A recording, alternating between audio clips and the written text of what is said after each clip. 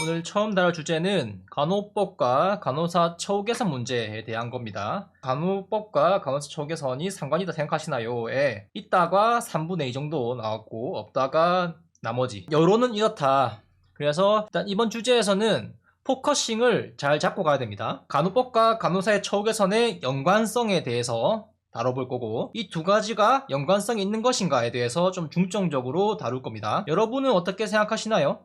간호법이 있어야 처우 개선이 이루어진다고 생각하시나요? 아니면은 간호법이 없어도 처우 개선이 이루어질 수 있다고 생각하시나요? 실제 간호법이 제정되지 않았음에도 간호사의 처우 개선은 알게 모르게 조금씩 되고 있긴 합니다.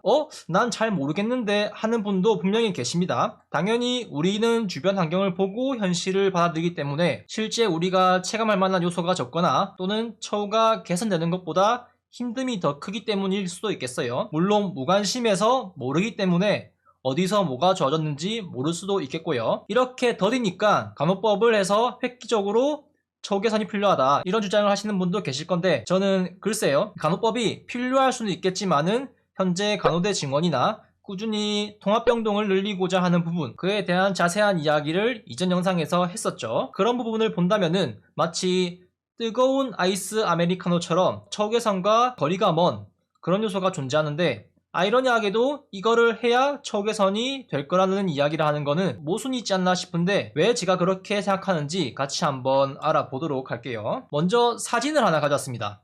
여러분은 무엇이 보이시나요? 여기 누군가 촬영을 하고 있고, 촬영 장면에는 왼쪽 사람이 오른쪽 사람을 위협하는 것처럼 보이죠? 우리가 더 알아보려 하지 않고 의문을 품지 않은 채 필터링 없이 단편적인 정보만 이렇게 본다면은 이게 사실이라고 볼 수 있겠어요. 하지만은 이런 것이 누군가 그런 단편적인 정보만 노출시켜가지고 프로파간다, 선전선동에 이용되고 있는 것일 수도 있거든요. 하지만 전체를 본다면 어떨까요? 전혀 반대의 상황이죠. 알고 보니 이 사람이 위협을 하는 거였고 이 사람이 위협을 당하는 거. 우리는 자신의 삶에 집중하기도 바쁘기도 하고 일도 하고 여가 생활도 보내야 하는데, 언론이나 미디어 매체 또는 어떤 협회에서 자신들의 어떤 이익을 위해 일부 편향된 정보로 주장하는 것인지 아니면은 전체를 보고하는 것인지, 그런 것을 일일이 찾아보며 검증하기에는 벅찬 것이 현실이에요. 매번 누군가 무슨 말을 했을 때 속내가 있을 것이다, 이것은 명분에 불과한 것이다 하면서 매번 의심하는 것도 삶에 있어서 좋은 자세는 아니겠죠. 이제 병으로 터질 수가 있습니다. 뭐 의처증, 의부증 그런 것처럼. 하지만 정보가 넘쳐나고 그런 정보들을 선별할 줄 아는 그런 시각을 가지고 어느 정도 그런 경계심을 가지고 살아야 하는 시대가 아닐까 싶기도 한데, 다시 본론으로 돌아와서 이번에 다룰 간호법과 의료법 시행규칙 밑에 법이 또 더 있죠. 이런 것들을 보면서 간호사 처우 개선은 과연 어떤 관련이 있나, 그런 것들을 참고해서 한번 이어나가 볼까 합니다. 처우 개선이라는 이야기는 정말 오묘한 단어예요.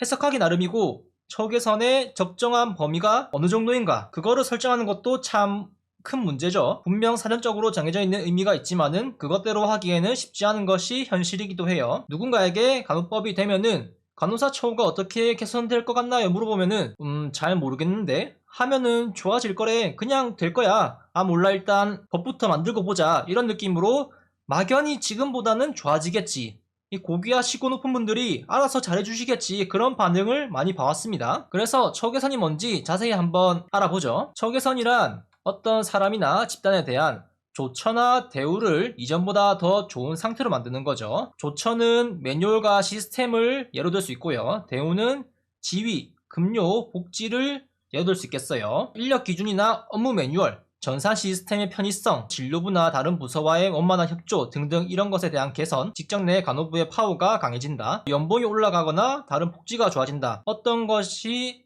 어떤 형태로 좋아질 것 같나요? 예상이 되시나요? 간호법이 된다고 한다면은. 저도 알고 있는 건 많지는 않지만은 제가 아는 정보로 좀 풀어나가보자면은, 실제 간호법이 제정되지 않았지만은 과거보다 개선되고 있는 부분도 있고, 시범사업을 거쳐가지고 본사업으로 지금 임상에서 도입되는 부분도 몇 가지 있습니다. 쉽고 빠르게 해결할 수 있는 것은 뭘까요? 조처나 대우 중에 둘 중에 하나를 선택하라 한다면은 저는 대우가 쉽고 빠르게 해결할 수 있는 것이라고 생각 들어요. 그리고 정책적으로도 이 부분에 대해서 더 치중을 하고 있다고 생각을 하고요. 그런 것을 고민한다면은 왜 정책에서 이것을 먼저 하는 것일까? 이것도 해주면 좋을 텐데 왜 이것만 하는 것일까? 그런 부분을 어느 정도 이해할 수 있는 부분이 있어요. 이거를 보면은 바로 답이 나옵니다. 전국에 올해 3분기 기준 상급종병은 45개, 종병은 332개, 병원, 요양병원, 정신병원 다 합치면은 총 3,499개입니다. 그리고 여기에 일하는 간호사가 총 23만 6천 명 정도 됩니다. 26만 7천여 명이 지금 병원에서 일하고 있는데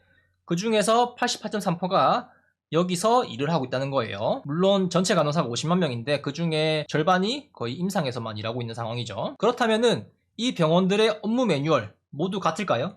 전사 시스템 모두 같을까요? 시스템이라 하기에 어려운 개개인의 업무 스타일 그런 것도 모두 같을까요? 하나같이 다 다를 거예요. 공통되는 부분은 상당히 적은 부분이겠죠. 병원의 규모, 매뉴얼, 부서 관리자의 스타일, 그리고 지역의 특색도 있을 겁니다.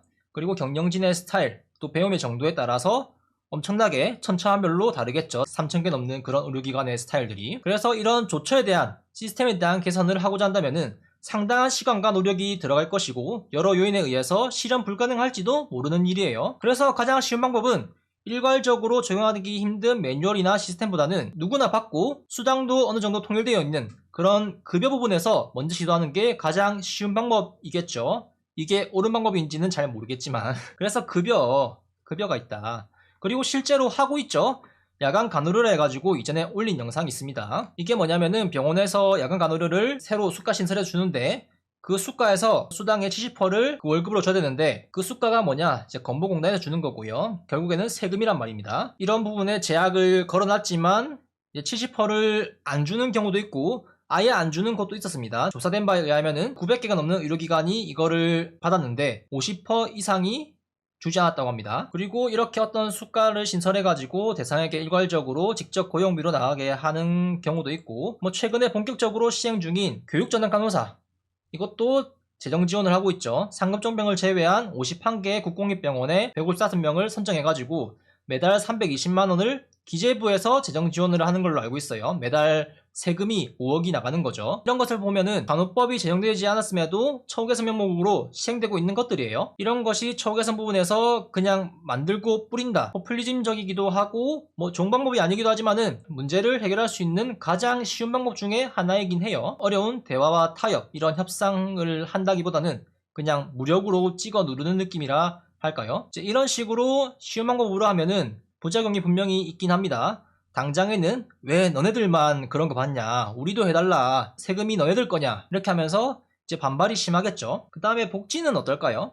복지 같은 경우에도 어느 정도 통일되어 있죠. 중소병 같은 경우에는 이런 거 못 주는 그런 것도 있죠. 학비 지원이나 수당이나 이런 거 진짜 법적으로 안 하면은 큰일 나는 복지 그런 것들만 이렇게 제공해주는 그런 병원도 있습니다. 그래서 이 복지 같은 경우에는 필수가 아닌 선택의 영역인 부분도 있어요. 어떤 병원 경쟁력을 위한 특별한 복지도 있겠고요. 처우개선에 대해 가지고 본격적으로 이야기해 보려 하는데 의료법에 있는 거 그대로 이렇게 온 건데 추가가 됐죠. 이 업무 범위의 한계는 대통령령으로 정한다 이런 이야기를 했습니다. 보면은 이제 구체적인 업무 범위와 한계를 명확히 하겠다라는 것으로 해석할 수 있지만은 또 다른 시각으로 본다면은 방치하겠다는 것과 다름없지 않을까. 보다시피 간호법에 있는 다른 조항들은 한계는 설정해 놓지 않고 범위는 명확히 해놓은 것들이 많아요. 한계를 설정해버리면은 앞으로 추진해야 할 그런 미지의 사업 아이템에 제동이 걸릴 수도 있으니까 한계는 설정 안 한 것 같은데 이거는 한계를 설정해야 되는 거거든요. 일단 법안의 다른 내용에 범위를 명확히 해놓은 건 뭐가 있을까 해서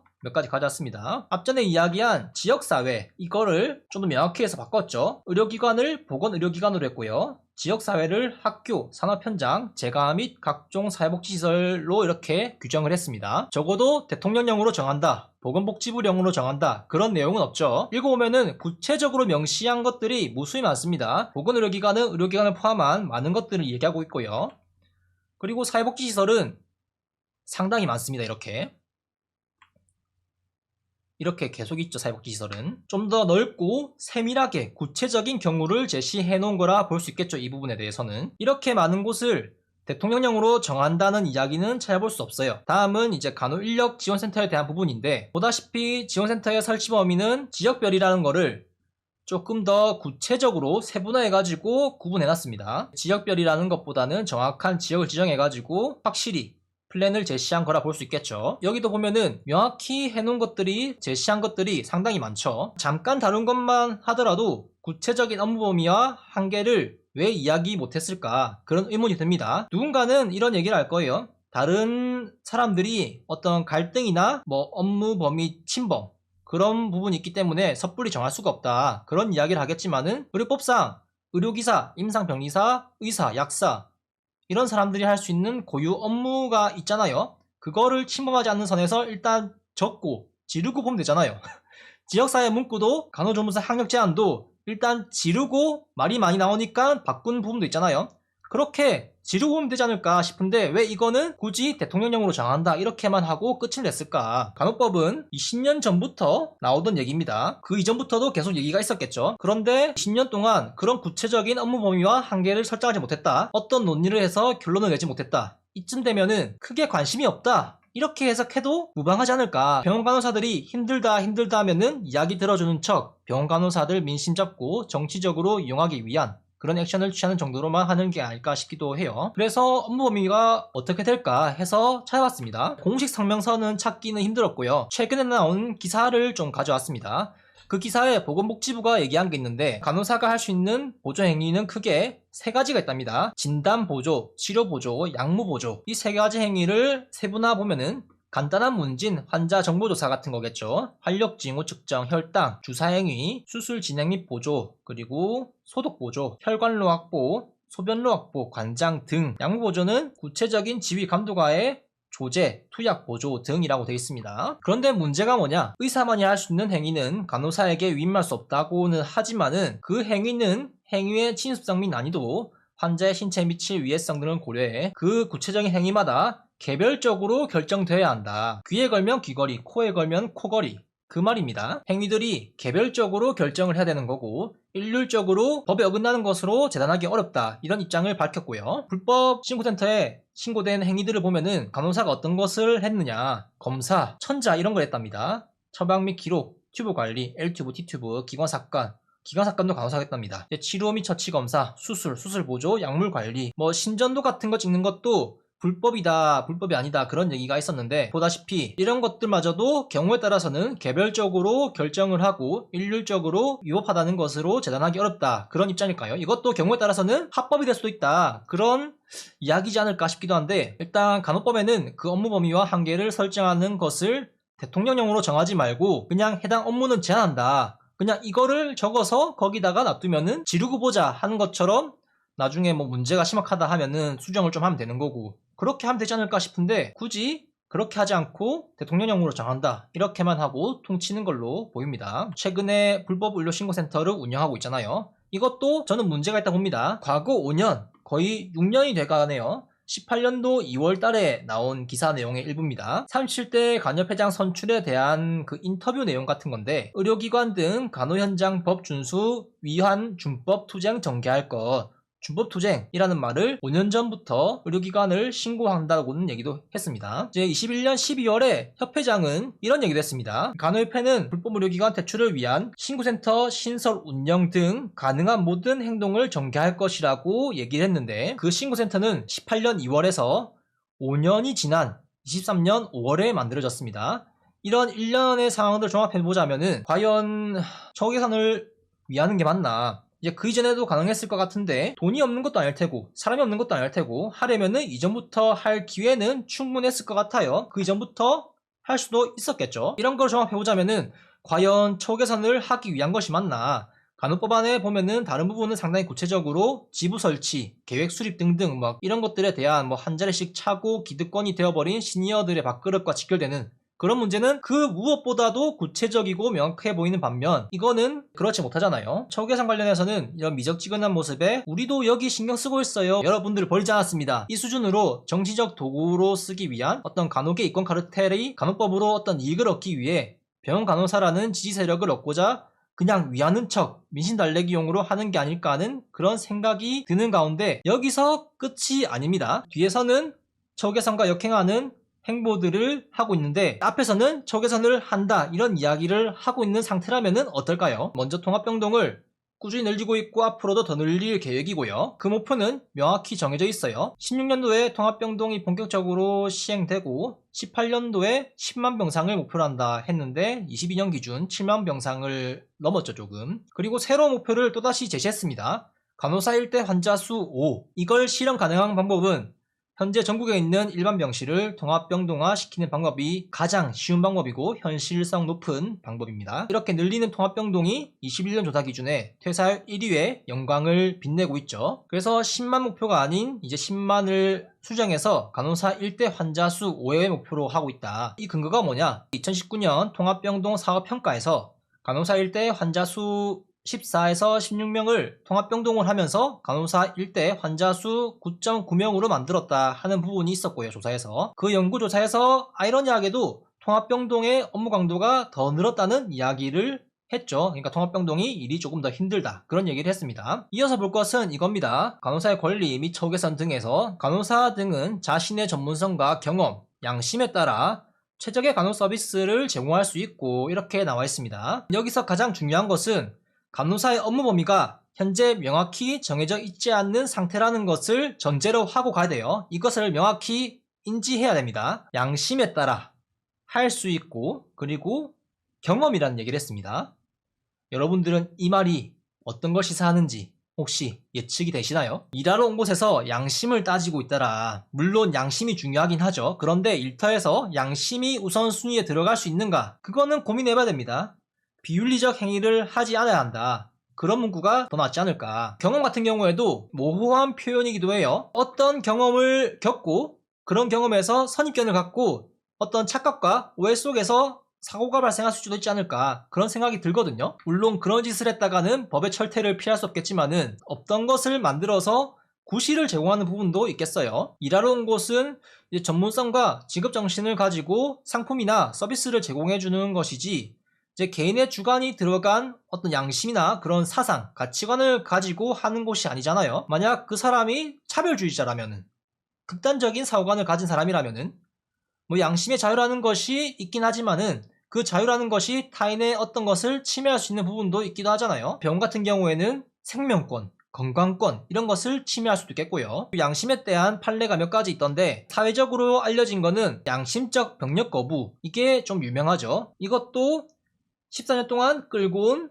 문제였습니다. 만약에 이게 된다 하면은 제가 믿고 있는 어떤 것 때문에 이 사람에게는 간호를 해줄 수 없습니다. 이 사람에게는 수혈을 해줄 수 없습니다. 수혈을 처치를 하지 않겠습니다. 간호를 거부하겠습니다. 지시를 따르지 않겠습니다. 그렇게 되어버리는 상황도 있지 않을까 싶기도 해요. 그리고 이게 끝이 아니죠. 최적의 간호 서비스를 제공해야 한다가 아니고 할 수 있고라고 했습니다. 한번 예를 들어 볼까요? A가 저에게 내일 집 나르는 것을 도와달라고 얘기를 했고 그래서 저는 이제 그건 내가 도와줄 수 있어 라고 대답을 했어요. 보통 친구나 가족관계라면은 이 사람이 내일 도와주겠구나 그렇게 이해를 했을 겁니다. 그런데 다음날 저는 나오지 않고 부탁한 A는 전화가 옵니다. 어제 도와주기로 약속했는데 아직도 안 와서 그래서 제가 이렇게 얘기를 하죠. 아니 내가 도와줄 수 있다고 했지 도와줄게라고 했냐 이렇게 얘기하면은 보통은 반사회적 인간으로 소문나고 대인관계는 이제 그때 인종을 맞이하겠죠. 정신이 나가거나 미치지 않고서야 사회생활 하면서 이렇게 하기란 쉽지는 않습니다. 약간 밀당하는 것 같은 여자어 느낌이라 해야 되나? 그런데 이게 법에 명시가 되어 있으면은 상당히 문제가 클 거라고 생각이 돼요. 도와줄 수 있다는 말이 도와줄게라고도 해석할 수 있지만은 도와줄게가 아닐 수도 있습니다. 해야 한다와 할 수 있다의 차이는 엄청나지 않을까 싶어요. 할 수 있고라는 말은 1번 한다, 2번 경우 조건에 따라 한다, 3번 경우 조건에 따라 안 한다. 이런 어떤 나의 상황이나 기분 이런 것들에 따라 가지고 취사 선택 가능한 것이 담기지 않나 볼 수도 있죠. 만약에 의료 분쟁에서 법적으로 불리한 상황이 생긴다. 아니 법에서 해야 한다가 아니고 할 수 있다로 명시되어 있기 때문에 제가 한 행동은 정당한 것입니다. 이렇게 이야기될 가능성도 있을 것 같아요. 그리고 이어지는 내용에 적정한 노동시간의 확보, 일 가정양립 지원 및 근무 환경과 처우 개선 등 요구할 권리를 가진다. 이렇게 되어 있죠. 뭐 오버타임도 문제긴 하지만은 뭐 오버타임에 대한 적절한 보상이 된다면은 지금보다 나은 환경을 기대할 수 있을 거예요. 그런데 이제 기본급 후려쳐가지고 오버타임에도 수당 적게 나오고 하는 그런 꼼수도 분명히 있죠. 그리고 일가정 양립 지원은 워라밸 느낌인데 육아와 관련된 그런 부분도 있는 것 같아요. 이거는 상당히 좋은 내용인 것 같은데 이제 간호법에 굳이라는 생각이 들 만큼 이제 다른 법에서도 보장할 수 있는 부분도 있고 간호법이 없음에도 어떤 시험 사업을 하는 좋은 선례도 있어요. 최근에 나온 KBS 뉴스를 보면은 이런 기사가 있습니다. 빅5 Y병원에서 시행했고요. 이제 주 4일째 사업에 참여한 간호사는 모두 30명, 중간평가에서 만족도가 좋아졌다 하고 있고요. 그리고 주 4일째라고 있는 병동의 사직률은 0%가 된 것이라고 합니다. 시험사업 대상 20명, 30명인데 조사는 20명만 했다고 합니다. 인력 공백을 메우기 위해 간호사 4명을 추가 고용했는데 주 4일째 간호사의 임금은 10%만 삭감되었고 나머지는 병원이 감당을 했다. 주 5일 기준으로 한다면은 주 4일로 바꾸면은 근무는 물리적인 시간이 20% 가까이 축소된 거잖아요. 그런데 급여는 20%가 아니고 10%만 삭감되었다는 겁니다. 그래서 그 병원 간호사 규모가 6,000명인데 6,000명이 주 4일제를 하려면은 1년에 400억 원 이상이 든다는 게 병원 측 추산입니다. 30명당 4명을 추가 고용했다니까 6,000명씩 800명을 고용해야 되겠죠. 그런 경우에는 이제 연봉 5천 기준, 그걸 기준으로 한다면은 이제 경력도 있으니까 뭐 1년에 400억 이상 드는 게 맞는 거겠죠. 조금 더 자세히 파고들어 여러 요소를 좀 따져보면은 따는 사람이 있으면은 잃는 사람이 있듯이 이런 거를 하면은 어떤 작용과 반작용 같이 그런 게 존재할 것이기에 이거에 대한 거는 조금 다음에 따로 편성해서 한번 자세히 다뤄볼까 합니다. 간호법이 제정되지 않았는데도 어디선가에는 처우개선에 대한 움직임이 확실히 이루어지고 있어요. 무면허 의료행위 지시를 거부할 수 있다고 합니다. 의료법 27조를 보면은 누구든지 의료인이 아닌 자에게 의료행위를 하게 하거나 의료인에게 면허사항 외에 의료행위를 하게 하여서는 안 된다 이렇게 적혀 있는데 제가 처음에 뭐라고 했죠? 간호사의 업무 범위가 현재 명확히 정해져 있는 상태가 아니라고 강조를 했었죠. 그래서 뭐가 무면허 의료행위인지 어떤 게 면허사항 외의 의료행위인지 판단할 기준이 없다는 거죠. 혹시 내가 불법 의료 지시를 하는 것 같은데 신고센터에 신고를 해도 신고만 받는 것 같고 뭐 개선되는 부분은 잘 모르겠고 이제 내가 끝장보자 해가지고 병원 상대로 소송을 하려고 마음 먹어도 나중에 개별적 판단에 의해서 적법한 행위를 한 것이다 이렇게 판결을 나버리면은 나는 직장에서 미친놈 취급받으며 다른 직장을 알아봐야 하는, 그리고 병원은 민사로 뭐 손해배상 청구하거나 그럴지도 모르겠죠. 그리고 이제 협회에서 익명으로 신고할 수 있는 불법 의료 신고센터를 5개월 운영한 시점에 신고가 26,000건이 들어왔다는데 물론 그 26,000건이 보건복지부 의견에 따르면은 모두 불법 의료일지 아니면 개별적으로 판단되어 모두 합법적인 것일지는 따져봐야 알 수 있는 부분도 있겠죠. 보건복지부의 말에 의하면은 일단은 만약에 내가 소송을 걸었다 해가지고 엄청 운이 좋아가지고 1심에서 내가 이겼다 해봐요. 그걸로 끝인가요? 아니죠. 병원은 아닌데 항소할 거야 해가지고 2심 가자. 2심도 아니네. 3심 대법원까지 가자 하면은 이제 그거 판결받는 데까지만 해도 5년 넘게 걸릴 거예요. 그러면은 이제 한낱 개인이 그런 정의를 실현하기 위해 가지고 5년이라는 시간을 버릴 수 있을까? 이제 삶이 피폐해질 건데 과연 가능할까? 이런 상황도 있겠죠. 의사는 그냥 내가 처방만 냈을 뿐인데 걔가 그냥 알아서 혼자 한 겁니다. 그러면은 이제 이 상황에서는 누가 불법 의료행위를 지시한 건가요? 그냥 간호사가 자발적으로 불법 의료행위를 했다고도 볼 수 있겠죠. 뭐 병원이나 의사 입장에서 대변한다면은. 근데 간호사 입장에서는 원래 이렇게 시스템이 되어 있고 위기에 의해서 안 하면 문제가 생길 것 같아가지고 할 수밖에 없었다 주장하겠지만은 정작 시킨 사람은 없고 이걸 방조한 병원과 부서의 책임자인 수간호사가 처벌을 달게 받는 그런 상황도 있지 않을까. 아니 나는 처음만 했을 뿐인데 제가 갑자기 혼자서 다 했다니까요. 물론 그게 매일 벌어졌다면은 어떤 암묵적인 약속이 이뤄졌다고 볼 수 있어서 의사를 처벌할 수 있겠지만은 반박의 여지는 충분해서 과연 법대로 될까 하는 의문도 있습니다. 뭐 꼬리 자르기 할 수도 있겠고요. 물론 이어지는 내용에서 지시를 거부한 사람에 대한 징계나 불이익을 해서는 안 된다 하는데 이제 그게 가능한가요? 진짜? 불법 의료 신고센터에 그렇게 많은 신고가 왜 익명을 보장한다는 가정하에 많이 들어왔을 것 같나요? 답은 간단할 거예요. 왜 여러 간호사들이 어떤 부조리함을 뭐 시위나 어떤 언론에 나와가지고 고발하는 내용을 할 때 가면이나 마스크를 쓰고 본인의 신상을 가리면서 하는 걸까요? 이제 도로교통법이 있으니까 도로에 사고가 안 나고 법이 잘 지켜지나요? 의료법이 있는데 병원에서 부조리함이 근절되었나요? 누구를 괴롭히고 때리면 안 된다 해서 법이 있지만은 누구를 괴롭히고 때리지 않는 사회가 되었나요? 사회생활을 어느 정도 해봤다면 알 거예요. 애초에 무면허 의료행위의 범위도 명확하지 않은데 그걸 가지고 거부했다 한다면은 어떤 대가가 기다릴지 알 수 없죠. 내 생계를 걸고 해야 되는 거예요. 분명한 것은 이전보다 직장에 다니기 힘들어질 가능성이 높다는 겁니다. 법적인 테두리 내에서 눈치껏 그 사람은 부당한 대우를 당할 겁니다. 모임이나 회식에 참석을 안 시킬 테고요. 이거는 오히려 좋은 걸지도.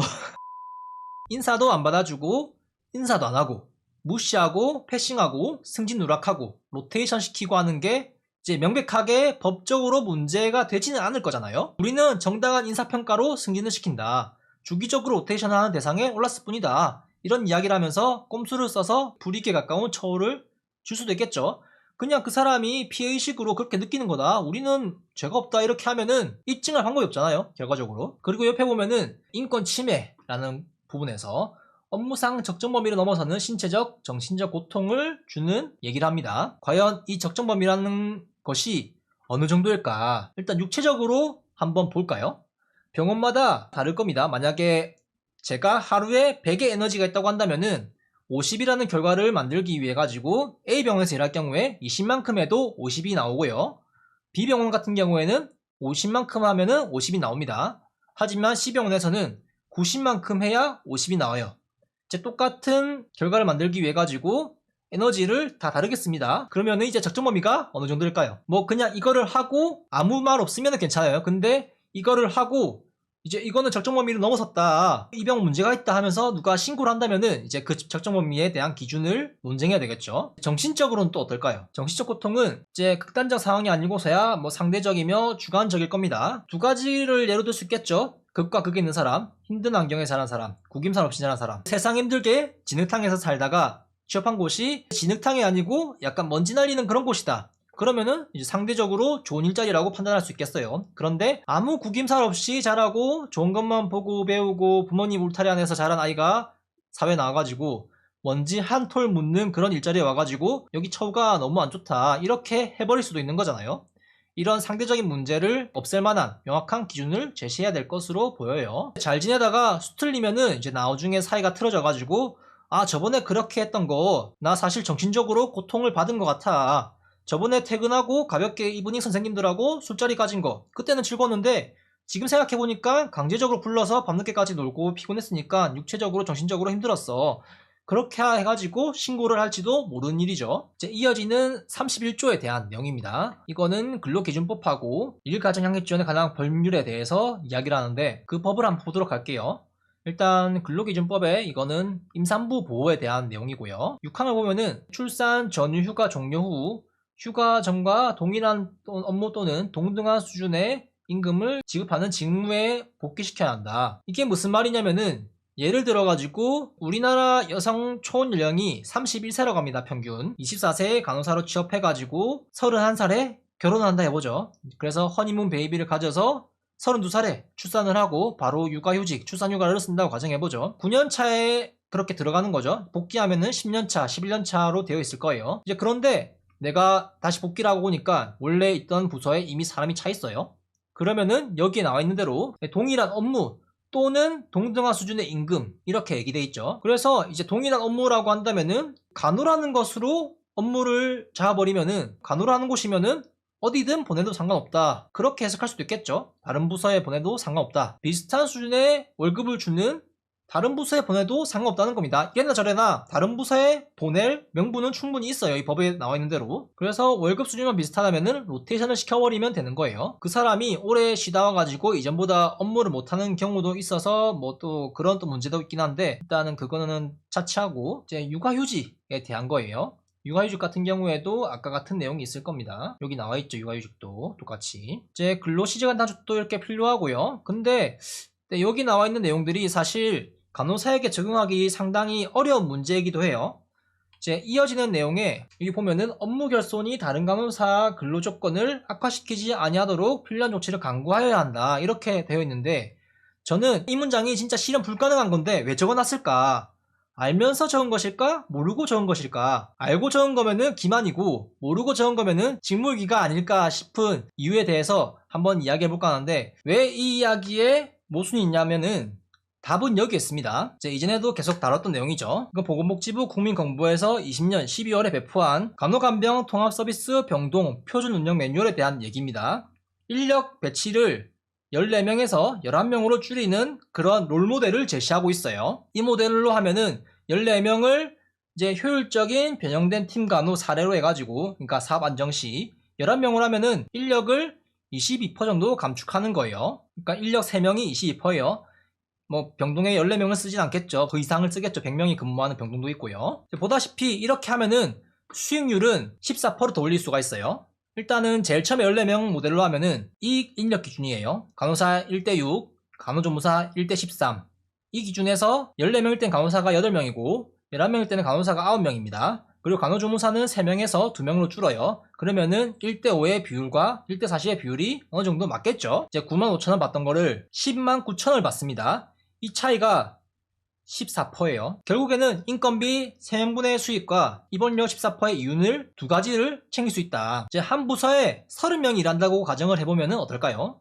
이제 30명으로 근무를 돌리는데 사실 엄청 타이트하게 한다고 해볼게요. 누구 한 명이라도 나가면은 나머지 사람들은 그 나간 사람의 공백을 메꾸기 위해서 오버타임을 하거나 휴일을 하루 반납하고 출근을 해야 하는 그런 상황도 생길 거예요. 하지만 예비 인력 느낌으로 30명이 하던 거를 이제 38명에서 근무표를 돌린다면은 여기서 8명이 빠진다 하더라도 이전과 비교했을 때 근무는 큰 문제가 없겠죠. 이제 하지만은 이제 8명의 인건비가 더 나가는 것이 가장 큰 문제겠죠. 병원 입장에서는. 그런데 병원은 이런 아주 좋은 방법을 반대로 하고 있는 상황이잖아요. 38명 할 거를 30명으로 줄여서 이렇게 일을 시켜라. 22% 감축하는 거를 아낄 수가 있고요. 인건비를 줄여가지고 수익을 낸 만큼 입원관리료에 대해서도 14%를 더 받아냅니다. 결국에는 이제 이렇게 수익을 더 낼 수 있다는 거죠. 그래서 이제 이런 매뉴얼 자체를 국가에서 권장하고 있는데 이거를 추구하고 앞으로 통합병동을 더욱 확대한다고 하는데 과연 육아기에 있는 간호사들의 공백으로 생기는 업무 결손이 다른 간호사의 근로조건을 악화시키지 않을 수 있을까? 그게 답은 바로 나오죠. 안 될 거라는 거. 이제 뭐 주사열제처럼 인력을 더 쓰면 되지 않냐 싶을 건데 그것마저도 애초에 근무를 5일에서 4일로 단축시켜가지고 하는 거잖아요. 그만큼 더 써야 하는데 애초에 이거는 인력을 더 줄이자는 모델이잖아요. 그렇기 때문에 애초에 넌센스예요. 그런 얘기를 한 자체가. 이걸 보면서 이제 뭐 처우 개선을 이야기한다는 거는 뜨거운 아이스 아메리카노 같다고 해야 될까요? 정반대 롤모델을 제시해놓고 정반대 상황을 해결하라고 하면은 양립이 될까 싶어요. 이제 이어지는 것들은 이제 교육전담 간호사에 대한 건데 이거는 간호법에 나온 거고 의료법에도 나와 있습니다. 교육전담 간호사가 똑같이 검은 색깔인 거는 똑같이 끌고 왔기 때문입니다. 이거는 이제 지금 하고 있는데 본격적인 시행일은 24년 5월 20일 이제 이때면은 이제 본사업으로 해가지고 이제 조금 더 확대된 많은 의료기관들이 참여를 하는 그런 순간이라고도 볼 수 있겠어요. 이걸 하는 이유는 신규 간호사 이직률 감소와 처우 개선을 하는 그런 부분이 있을 거예요. 그런데 문제는 이제 간호법이 지금 안 되고 있잖아요. 이게 지금 제정되지 않았는데 이미 의료법에서도 시행이 되고 있는 거라는 거. 그래서 굳이 간호법이 필요한가? 그러니까 처우 개선을 위해 가지고 그런 의문이 여전히 남아있죠. 교육전담 간호사가 신규 간호사를 전적으로 맡는 게 아님을 알 수가 있습니다. 보다시피 신규 간호사 등을 교육 담당하는 인력의 관리 및 지도, 교육을 담당하는 인력이 프리셉티랑 프리셉터, 교육전담 간호사가 관리를 하고 지도를 한다고 합니다. 이미 있던 프리셉터 시스템을 총괄 지도할 수 있는 직책을 만들었다고 볼 수도 있는데 아니면 이런 직책은 명분을 만들고 실제로는 인력이 부족한 부서에 지원을 보내는 헬퍼 간호사로 이제 꼼수같이 좀 할지도 모르는 일이죠. 일단 지금은 51개 국공립병원에 155명, 한 달에 320만원의 급여를 지원한다고 하고 한 달에 5억원 정도의 세금 규모입니다. 그래서 이 예산은 어디서 나오느냐? 기재부 국고 지원 형태로 시행되어 왔다고 합니다. 간호간병 통합 서비스에 대한 내용입니다. 여기서는 똑같이 의료법에도 다 있는 내용인데 문구가 추가되었어요. 간호간병 통합 서비스는 이제 간호사의 책임하에 제공되어야 한다. 이거는 일부에서 자세히 다뤘던 부분이기 때문에 여기서는 길게 언급을 안 할게요. 이전 영상을 참고하시면 좋을 것 같고 보다시피 이제 이 빨간 문구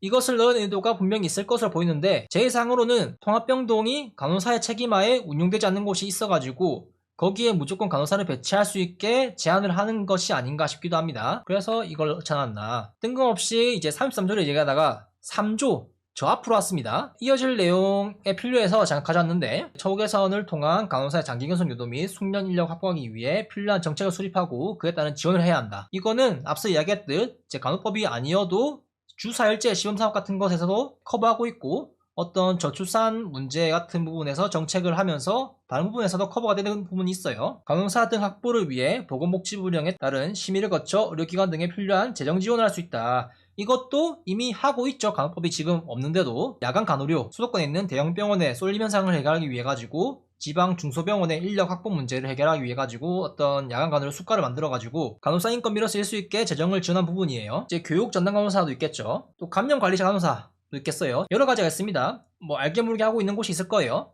이제 큼직하게 하는 것으로는 제가 잠깐 언급한 것들이 있고, 보다시피 알려진 내용들만 하더라도 굳이 간호법이 없더라도 이미 의료법에서 교육전담 간호사 관련 항목이 법에 추가되어 있고, 야간 간호료 관련도 이미 시행되고 있고, 주 4일째 근무하는 것도 최근에 큰 병원에서 시범적으로 하고 있고, 감염관리 간호사 관련 부분도 이미 행해지고 있고, 근로기준법이나 육아여유주 관련해서도 이 간호법이 아니어도 처우 개선을 위한 그런 내용들이 있는 것을 봤습니다. 우리는. 그러면은 누구는 이럴 겁니다. 그걸로 부족하다. 확실히 하려면은 간호법을 만들어서 해야 한다. 이야기할 것도 같은데, 제가 제일 처음에 이야기한 대로 간호법을 하면은 처우가 어디서 어떤 형태로 개선이 될 건지 그거를 설명해야 할 건데, 그거를 이야기를 잘 못 해주시더라고요. 그래서 이제 조처와 대우가 어떻게 달라질 것인지 그런 부분에 대해서 구체적으로 어떻게 답변을 해주시면 정말 좋을 것 같은데, 저는 잘 모르겠습니다. 간호법이 굳이 그런 부분에서 필요가 한지. 그리고 제가 여기 빨갛게 칠해놓은 부분 있죠. 지원, 재정 지원, 지원. 이 지원이 재정적 지원이든 다른 부분에서 지원이든, 지원이라는 것 자체가 어떤 경로든 돈이 나가는 것이잖아요. 국가와 지자체에 나가는 돈이면은 당연히 세금일 거고요. 그래서 이 내용을 간단히 요약하자면은, 간호사 인력 확보와 처우 개선을 위해 국가 및 지자체는 지원 또는 재정 지원을 해야 한다는 얘기겠죠. 그런데 제가 궁금해서 의료법이나 의료법 시행규칙을 재정지원이라는 키워드로 짝 잡았는데, 이제 그 법안에는 어떤 인력을 고용하기 위해 직접적으로 정부에 세금을 들여서 지원을 해야 한다는 그런 내용이 없더라고요. 딱 하나 나오던데, 의료법에서 보건복지부 장관은 의료기관 인증평가 등급에 따른 행정적 지원을 할 수 있다. 그 내용만 딱 있더라고요. 그에 반해 간호법에서는 국가의 세금이 나가는 재정지원에 연관되는 것이 의료법보다는 많아요. 누구는 그럴 수 있습니다. 아니, 세금으로 지원해주는 게 뭐 어때서, 의료수가로 병원이 돈을 벌고 그 돈으로 월급 주는 건데, 의료수가가 건보공단에서 주는 국민이 낸 건강보험료 세금이잖아. 그런 맥락으로 건보가 아닌 보건복지부 재정이나 어떤 복지 관련 정책 세금으로 충분히 할 수 있다, 그런 얘기도 할 수 있을 거예요. 뭐 할 수 있겠지만은 그거에 대한 반발과 역풍을 견딜 수 있을까요? 저야 간호사니까 당장 세금으로 제 월급을 올려준다면 좋죠. 그렇지만은 다른 사람들의, 그러니까 다른 직업들의 반발, 그런 것은 어떨 거냐. 세금이 무한한 것도 아니잖아요.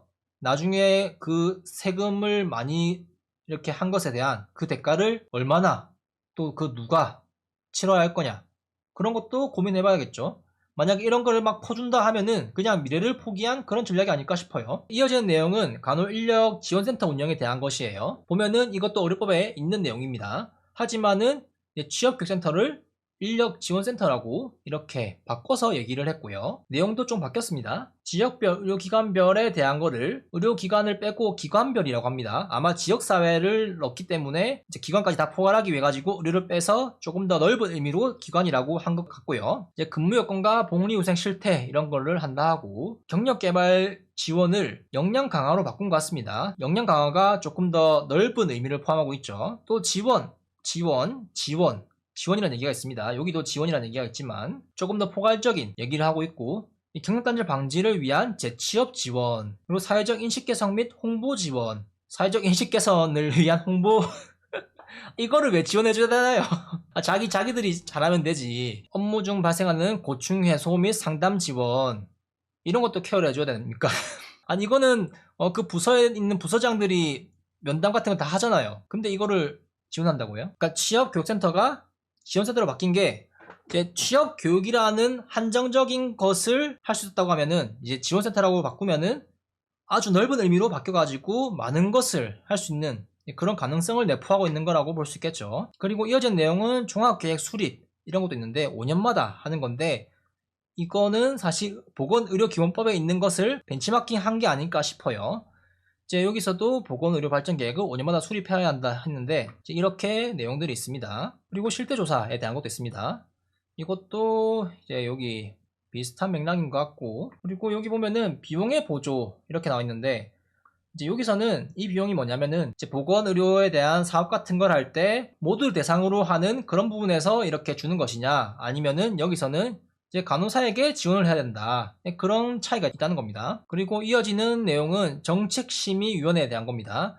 간호법에도 있고 보건의료기본법에 돼 있는데 이제 여기서 보면은 위원장 한 명 포함한 25명을 얘기를 하고 있고요. 여기서는 15명 이내 위원으로 되어 있습니다. 그리고 여기 보면은 공무원이 아닌 위원은 전체 위원의 과반수가 되도록 해야 된다 하고 있고, 여기는 그냥 위원을 구성한다 이렇게 되어 있습니다. 이 차이가 좀 있을 것 같은데 15명 중에서 간호사 중앙회장이 추천한 사람, 협회장이 추천한 사람, 위원회의 구성원이 될 수 있고요. 그리고 간호에 관한 학식과 경험이 풍부한 사람이 위원 구성이 될 수 있는 거죠. 이걸 보면은 이제 학벌 카르텔이 갑자기 떠오르는데, 물론 그렇게 하진 않겠죠. 그에 반해 보건의료기본법에서는 조금 더 넓은 의료인 단체, 뭐 의사, 약사, 여러 단체들이 있겠죠. 그렇게 견제할 수 있는 그런 구조들이 있는데, 간호법에서는 그냥 간호에 관련된 사람만 이렇게 하는, 이제 견제할 요소가 전혀 없다. 그냥 마음 맞는 사람들끼리 이렇게 하면은 부정부패 여지가 남아있다. 그러니까 상대적으로 조금 더 있을 수 있다. 그렇게 해석할 수도 있을 것 같습니다. 분명히 처우 개선이 어느 정도 이루어지고 있지만은 간호법이 제정되어야 처우 개선이 될 것이다. 그것은 지금 틀린 말이다. 사실은 간호법이 없어도 처우 개선은 되고 있다. 간호법이 뭐 처우 개선의 진정성을 보이려면은 앞서 이야기한 것들에 대한 설명이 좀 필요하겠고요. 그런 부분에 대한 이야기가 없다면은 사실상 정치적 입지나 이권을 강화하기 위해 이용하기 위한 하나의 수단으로 봐야 되지 않을까 싶기도 합니다. 여러 정황들이 그것을 어느 정도 대변해주고 있지 않나 싶기도 한데, 이번 주제의 결론은 간호법이 되면은 좋아질 부분도 있겠지만은 간호법이 제정되어야 처우 개선이 이루어지는 것은 아니다. 그리고 간호법은 처우 개선을 위한 것이 아니라는 부분을 다음에 조금 더 자세히 이야기해 보려는데, 그것이 무엇이냐? 이름하여 간호사 지방교고지 3년 강제 유배 시스템이라고 제가 이름을 지었습니다. 이거에 대해서 자세히 알아보려 하고요. 이제 구독과 알림 설정을 해놓으면 보다 쉽게 만나보실 수 있겠죠. 다음 라이브 때는 이거를 준비해 볼 겁니다.